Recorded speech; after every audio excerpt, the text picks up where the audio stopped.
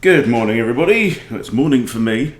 My eyes are really blurry today. I've even put my reading glasses on. It doesn't make much difference at all.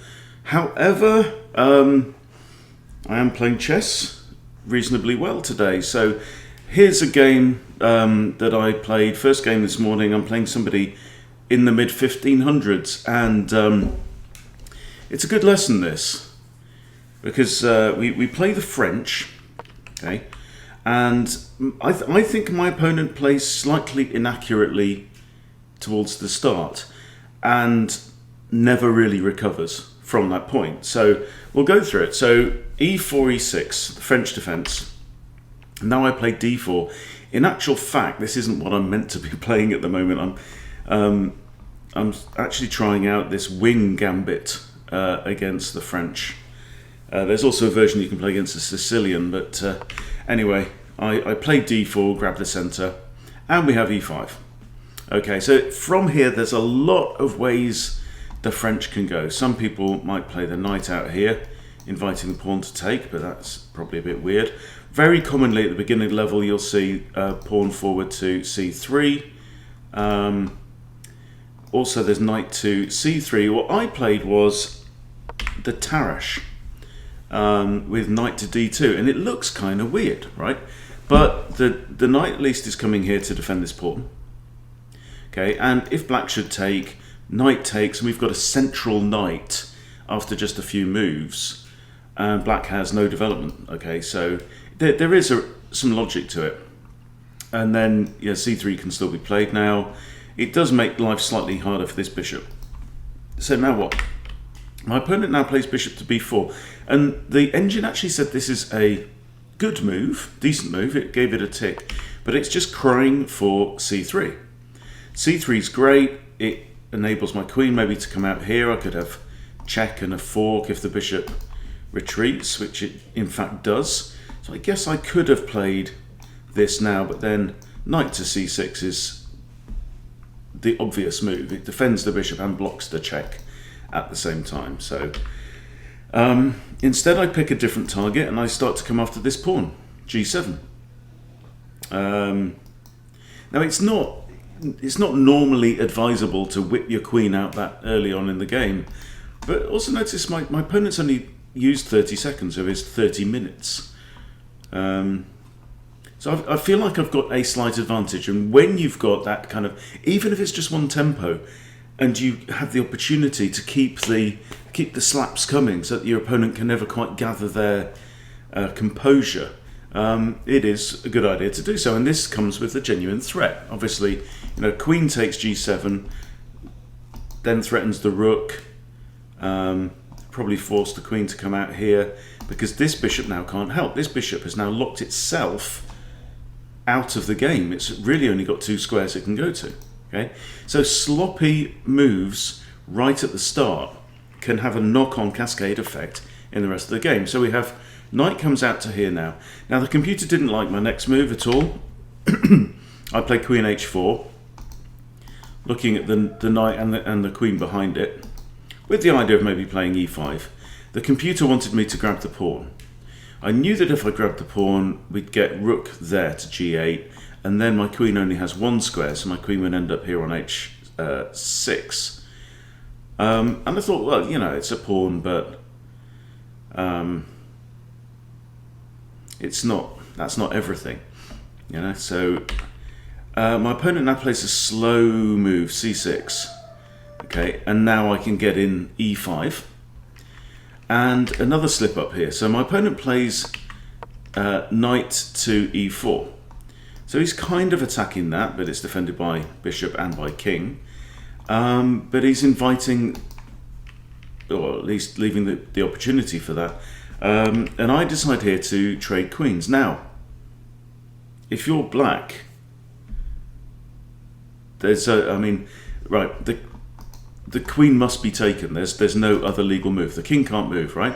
But if you notice, there's actually two pieces that can take, because black just pushed c6, right? Opening up the line for that bishop.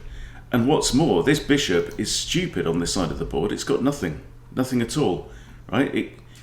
Whether it goes to any of these squares, it cannot proceed. because I've got this nice dark square pawn chain, right? So this bishop needs to be there. So again, 1500, mid-1500s player captures with this king. You know, that's the sign of a reaction move rather than a response move, yeah? Captures with this king. Now he can't castle, and this rook is now severely compromised, okay? So now we swap off, I'll take off the knights. So we've got double pawns now on the e-file, and this pawn particularly is going to look quite weak. It's going to require kind of f5 in order to defend it. So I now bring out my bishop with check. He can't play this to block because takes, and then I've got a fork on king and rook, okay? So he has to move his king. Okay, so I've just developed a piece with check, with a threat, and gained myself tempo at the same time. So now I've got an issue with my light squared bishop. It needs to come into the game. I also want to attack this pawn, but I can't play bishop to here or bishop to here, right? So I'm figuring bishop g2. Let's open things up, okay? Now he brings his knight out. Again, he's going to have trouble with this bishop and trouble with this rook. Let's see if they get to play much part in the game. Play my bishop to g2, attacking the pawn, and f5 is kind of forced here now. But it is opening up now lines towards the king. Okay, this bishop is still very, very bad, and black really is regretting not improving it when he had the screaming opportunity to do so. Okay, so now f3. Okay, principle is my opponent's weak. He can't castle. I can bring my knight out. I could castle, get my rook onto the f-file. Yeah. So let's open things up. So takes and takes now with the bishop. Okay, so materially we're all equal, but I'm feeling very, very comfortable in this game. I know my opponent's king can't move. Okay, so king now moves to f7, so maybe the idea is going to be rook there and do a castling by hand. I now bring out my knight. My knight is really kind of searching for gainful employment here. There's quite a lot of pawns around and not a lot of safe squares, but hey. Now he kicks my bishop, and I just drop my bishop all the way back to d2. Okay, clearly I couldn't go here because of that, and I'd be trapped by my own pawn. Alright, so now he swings his knight around. So I guess his knight is probably coming in here and wanting to look at this pawn, so I just castle queenside. And now my plan should be relatively straightforward, right? The king is on the king side here, black's king. The pawns are already in some disarray. I've got a bishop pair, and now I've got two rooks. So the idea is going to be line up all my material, probably on the F and G files, and just push up. Okay, so I've got the G4 break is going to eliminate this pawn whichever way it goes. Okay, so now he lifts his bishop up that connects his rooks, and oh yeah. So with this move, I instinctively played castles, right? But what I missed was he just trapped his own bishop here, and I had b4. Would have won the bishop. But I just castled in 10 seconds, right? And then I realized that his bishop was trappable. But he didn't realize either, and he just played his bishop there. So now I grab the bishop for the cost of a pawn. Knight comes in, there's no real threat here. If he wants to capture this bishop, so be it, right? I'm up material now. I'm up a bishop for a pawn. So I just focus on what really matters in the chess game, which is to expose this guy and get him out of his little shell. Okay, so now look at this lovely open file, and neither of my opponent's rooks has moved an inch in the whole game. He has a prod at my bishop. I'm not concerned about that. I just move my rook to f1 with check. So now the king's going to have to move. The king comes here. Simply drop my bishop back, okay? So now this bishop is the only defender of this pawn. I'm attacking that pawn. So now this bishop is stuck babysitting this pawn. Okay, now we have a5, and we... Okay, so I take the pawn. He takes my bishop. I capture with the rook.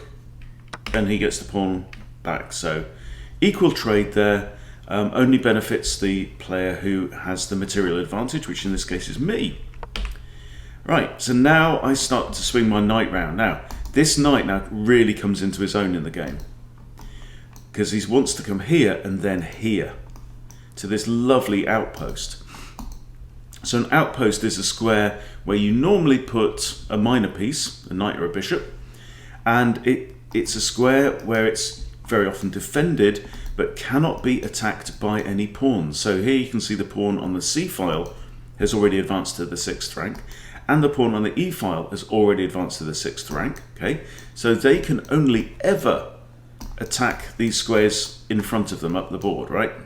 However far they progress, yeah? But they can never attack that square. So the idea is the knight's going to come in here, beautiful outpost, lots of attacking opportunities, and this knight really does now become an absolute monster. So king now comes here, knight jumps in. Pawn push, for some reason, and now the knight comes into its lovely outpost square on d6. Now is where it gets really, really dangerous for black, because there's a threat of rook f7. Okay, so rook f7 comes with check. The king can't go here or here because of the rook's there. Can't go here because of the knight. So the king's going to be forced to go to d8. And when the king is forced to d8, we have knight b7, check, with a fork on king and rook, which would be absolutely winning. So rook f8 is forced. Okay, doesn't matter. I take the rook, king recaptures, rook f2. I've got 2 rooks. I've got a spare here. Okay, rook f2, check. Now, king can't go there or there. Can't go there because of the knight, so there's only 2 options, right? If the king goes to g8, it is shut out of the game.